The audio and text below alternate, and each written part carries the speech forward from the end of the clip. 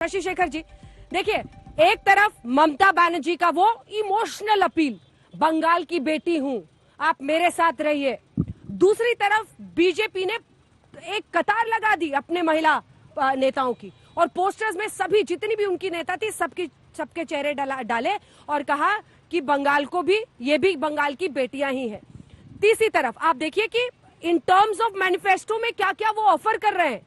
उन्होंने इस बार पहली बार जिस तरह से बीजेपी ने यहां पर 33% नौकरियों में आरक्षण की बात की है, एक डायरेक्ट तरीका दोनों तरफ से है, अपनाया जा रहा है महिलाओं को अपनी तरफ करने के लिए। छाप किसकी छूटेगी, इंतजार करना होगा, लेकिन बीजेपी ने भी अपनी महिला नेत्रियां जितनी भी हैं उन सबको काफी फोरफ्रंट पर रखकर प्रोजेक्ट करने की पूरी कोशिश की है। शशि जी,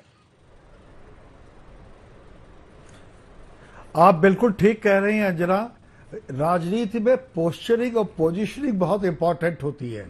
आप गौर करें, एक तरफ स्मृति ईरानी स्कूटर चला रही थी और वो वैसे भी बोलती बहुत अच्छा है, और दूसरी तरफ महुआ मित्रा को सौगत राय जैसे सीनियर मेंबर के रहने के बावजूद सबसे कंट्रोवर्शियल विषय पे बोलने का मौका ममता बनर्जी की पार्टी लोकसभा में दे रही थी।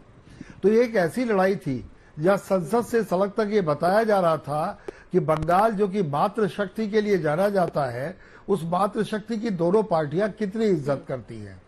अब इसमें दो बातें हैं। बात नंबर एक ये कि ममता बनर्जी ने कम से कम 4 योजनाएं ऐसी लागू की जो कि सीधे महिला, जब महिला नहीं होती, बच्ची होती है, तब से उसको फायदा देना शुरू करती है।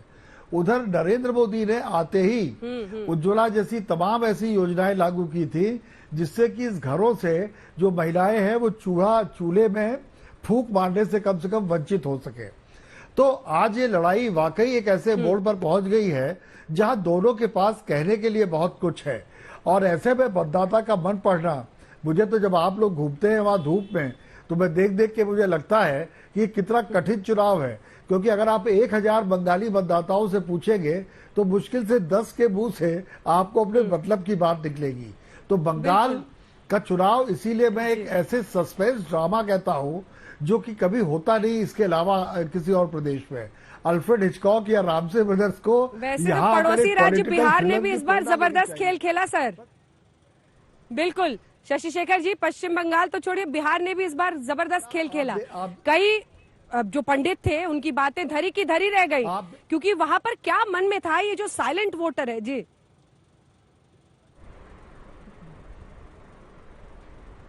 आप अंजना बिहार में भी उस समय घूम रही थी, और बिहार तो आपका अपना प्रदेश है, लेकिन मैं बिहार में भी अगर आप देखिए तो बिहार का मतदाता और खासकर युवा और महिलाएं किस तरीके से, युवा लड़के और युवा महिलाएं, उन्होंने वोटिंग का एक ऐसा ट्रेंड स्थापित किया नौकरियों के नाम पर जो इससे पहले नहीं देखा गया था। लेकिन यही बात ममता बनर्जी के फेवर में नहीं जाती है।